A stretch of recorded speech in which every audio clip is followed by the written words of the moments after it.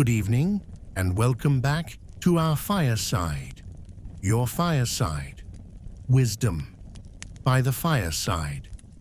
Tonight's story isn't just about war. It's about what happens when the war follows you home. It's about a man who saved dozens, but was forgotten by all, until one child's act of kindness broke through a silence that lasted 2 decades. He never spoke of the day that changed him, but when his landlord opened his door one winter morning, she found something that would make the entire city cry. This is the story of Jonas, a quiet soul, a haunted hero, and the little boy who gave him a voice again. In a rundown apartment complex just outside Wichita, Kansas, Jonas Carr, 44, had lived in Unit 2B for the better part of 15 years. He paid rent early, never caused trouble, never spoke much. The neighborhood kids called him Ghost Man. He always wore a tan parka, boots laced tight, and an old army cap. Never smiled, just nodded. Nobody really knew who he was, except the landlord, Mrs. Bennett, who had once seen a framed bronze star tucked behind his kitchen counter when he forgot to close the door fully. She never asked questions. Jonas never gave answers. One bitter morning in February 2023, Mrs. Bennett noticed no footprints in the snow outside Unit 2B. His lights had been off for 3 days. She knocked. No response. She used her key. What she found would start a chain of events that would reach the U.S. Capitol. Jonas was lying on the floor, conscious but weak. The heater was broken. He had collapsed while trying to fix a pipe leak, dehydrated and disoriented. Next to him, a half-finished letter addressed to Samir. Mrs. Bennett called 911. As the paramedics carried Jonas out, the envelope slipped into her hand, and her world tilted. She didn't read the letter at first. It wasn't hers. But later that night, after hours of worrying, she unfolded the page. It read, "Samir, I never got to say goodbye. You were only 9, but you held my hand when the rest of the village ran. You hid me in that cellar. You saved me. I think about your eyes every day. I looked for you in Fallujah. They said your family didn't make it, but I prayed they were wrong. They gave me medals, but I never told them about you.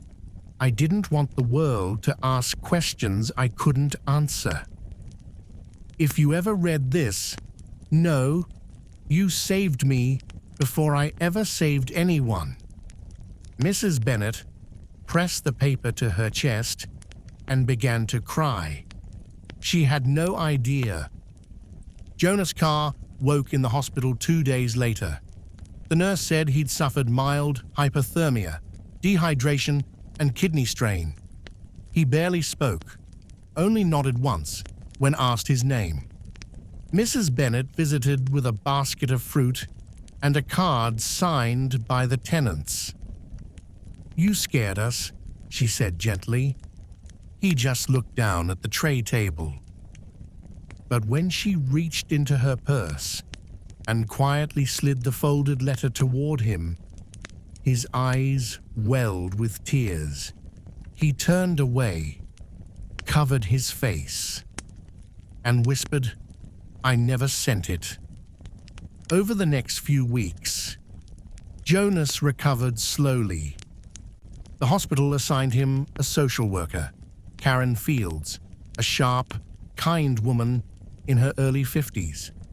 She noticed that Jonas stiffened every time someone mentioned Army or Fallujah. He had been medically discharged in 2005 after surviving a suicide bombing in Iraq that killed most of his squad. He had never claimed his benefits, never applied for therapy, never asked for help. He simply returned to Kentucky, then drifted to Kansas, vanishing in plain sight.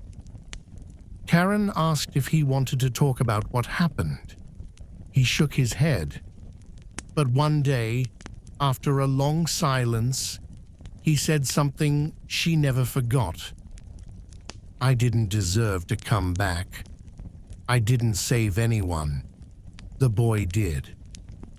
She asked him, "What boy?" He said nothing more, but she wrote it down, "The boy in the cellar." Meanwhile, back at the apartment complex, a 10-year-old named Malik Owens kept asking about Ghost Man. Is he coming back? Did he die? Can I visit him? Mrs. Bennett smiled. Maybe you could write him a letter. He did, in pencil, on wide-ruled paper. Dear Mr. Jonas, I'm Malik. I live in 1A. My mom says you're a soldier. I want to be a soldier too. My friend said you're sad, but I don't think so. I think you're just full of stories. Can I hear one sometime? Mrs. Bennett slipped the note into Jonas's hospital bag. The next morning, she found it pinned to the wall beside his bed. Under it, scribbled in shaky handwriting, was one line. One day, I'll tell you about Samir. Jonas Carr was discharged from the hospital in early March 2023. To everyone's surprise, he returned to Unit 2B, but things were different, warmer somehow. The super had replaced his heater. A few neighbors left casseroles at his door, and every Tuesday after school, Malik Owens knocked on his door and asked, "Is it story time yet?" For 3 weeks, Jonas just smiled and shook his head, until one day he opened the door and said, "You like peanut butter sandwiches?" Malik's eyes lit up. They sat at the tiny kitchen table, and Jonas told him about Iraq, but not the war, about the kids, the smell of lamb in the morning, the way sand got in your socks no matter how tight you tied them, and about a boy named Samir who had a gap between his teeth and a slingshot he never missed with. Malik listened like it was a fairy tale. Later that week, Malik told his mother, "Mr. Jonas has a real best friend in his heart. He just lost him." That night, his mum wrote a thank you message and slid it under Jonas's door. It read, "Whatever you're carrying, thank you for surviving it." Jonas read it 10 times, and then, for the first time in 17 years, he called the VA. He met with a counselor named Eric Mendes, a Gulf War vet himself. Eric didn't pry. He let Jonas talk when he was ready. And over time, Jonas told him the full truth. Fallujah, April 2005. Their patrol was ambushed. Jonas was thrown from the Humvee and hid behind a collapsed stall in the market square, injured, bleeding. That's when Samir, a local boy he'd seen handing out fruit days earlier, grabbed his sleeve and dragged him into a cellar beneath his family's bakery. The boy's mother wrapped his wounds. His sister brought water. They hid him for 11 hours. until American forces returned. Jonas begged them to evacuate the family, fearing retaliation from militants. But the commander said no civilians were to be moved. 2 days later, their home was bombed in a retaliatory strike. The bakery was gone, and with it, Samir. Jonas broke down during the telling. Eric just sat with him, then finally said, "What if you didn't come home because of war, but to finish something that didn't end there?" After that counseling session, Jonas sat awake in his apartment for hours. He stared at the one photo he'd kept for nearly 2 decades. A small boy in a red shirt holding up 2 fingers like a peace sign. Samir. The image was sun-faded, creased. He didn't know how the photo had survived the blast. He didn't know how he had survived. But for the first time since 2005, he felt something like purpose. He began attending group therapy at the VA, spoke to young vets returning from Afghanistan and Syria, shared how silence can become a second wound, how healing is a kind of battle too. Word began to spread in the neighborhood. People saw Jonas walking Malik to school, sweeping the sidewalk, fixing up his unit's broken porch light. He was no longer the ghost man. He was Mr. Carretera. One evening, Malik brought over a school project. "Who's your hero?" He drew Jonas with a cape made of a folded American flag. Jonas laughed. Then, for the first time in Malik's presence, he cried. "I'm not a hero," he said softly. Malik tilted his head. "But you saved people, didn't you?" Jonas stared out the window and nodded. "But someone saved me first." That night, Jonas did something he never thought he would. He searched online for Fallujah civilian records. Then he searched U.S. non-profit organizations that helped war survivors reconnect. He emailed an organization called Bridges to Peace, attaching Samir's photo and a short message. His name was Samir. He would be around 27 now. His family owned a bakery. "I need to know if he's alive. He saved my life. I owe him mine." He didn't expect a reply, but one came. 2 weeks later, a coordinator from the group called. "We found someone who fits your description. Same name, age, and backstory. He's living in Amman, Jordan. He remembers a wounded American soldier in the cellar." Jonas dropped the phone. He sat down, trembling. Samir, alive. The call came on a Monday. The voice on the other end was calm, gentle, accented, but warm. "Mr. Jonas, this is Samir." Jonas froze. He hadn't expected to hear his voice, only maybe an email or a photo. But now, the child from the cellar was a grown man. "I remember the way your hands shook," Samir said. "You kept asking for your friends. I remember my mother holding your face and praying in Arabic. I remember you crying when you left." Jonas choked out. "I thought you died." "We almost did," Samir said. "But we ran that night. We lost the bakery, but we survived. We live in Jordan now. I'm a teacher." Jonas began to sob. All the guilt, all the silence, all the years of hiding. And then Samir said something that shattered him. "You told my father not to help you, that we'd be killed. But he said, if we do not help men like him, what are we surviving for?" After the call, Jonas sat for hours, barely moving.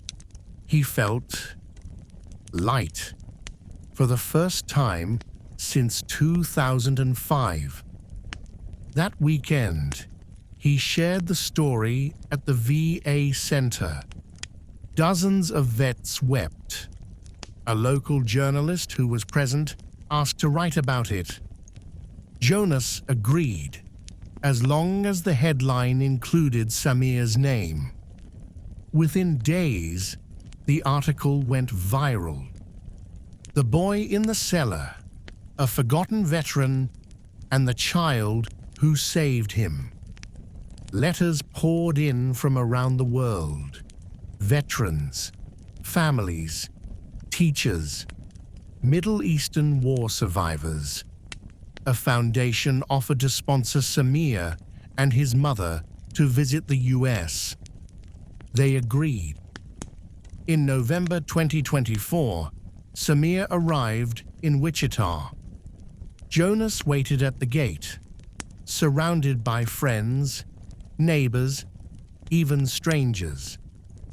Malik stood beside him, holding a sign that said, "Welcome home, Samir."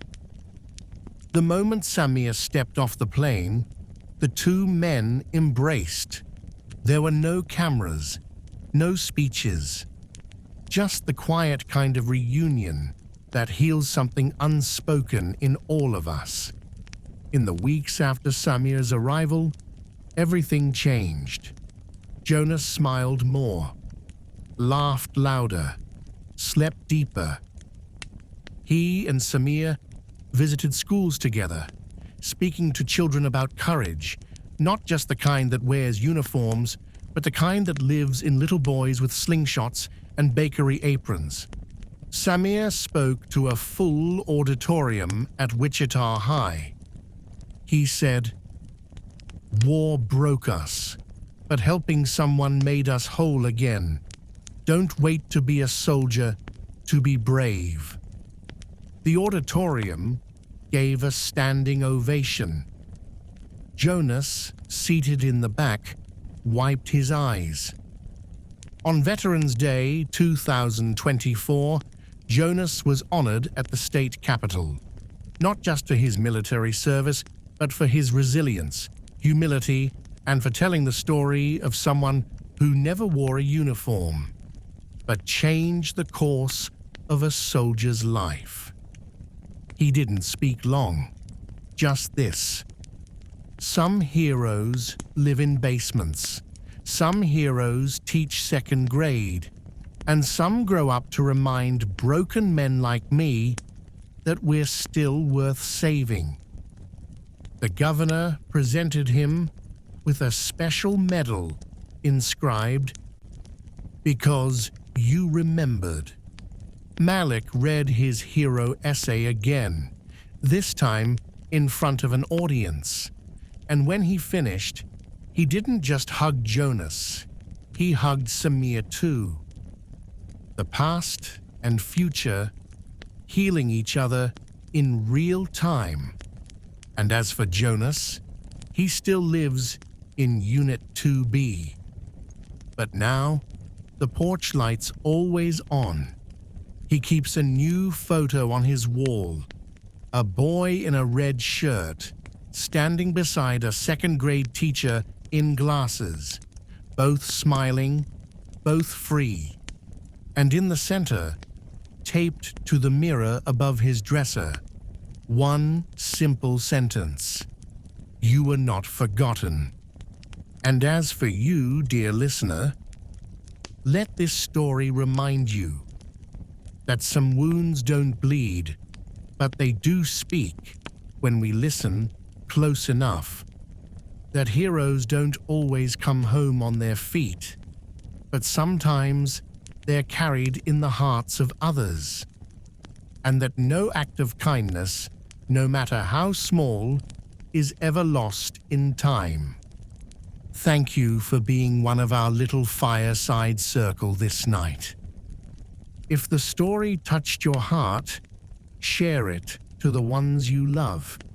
And if you would like to listen to more like it, you know where to find us.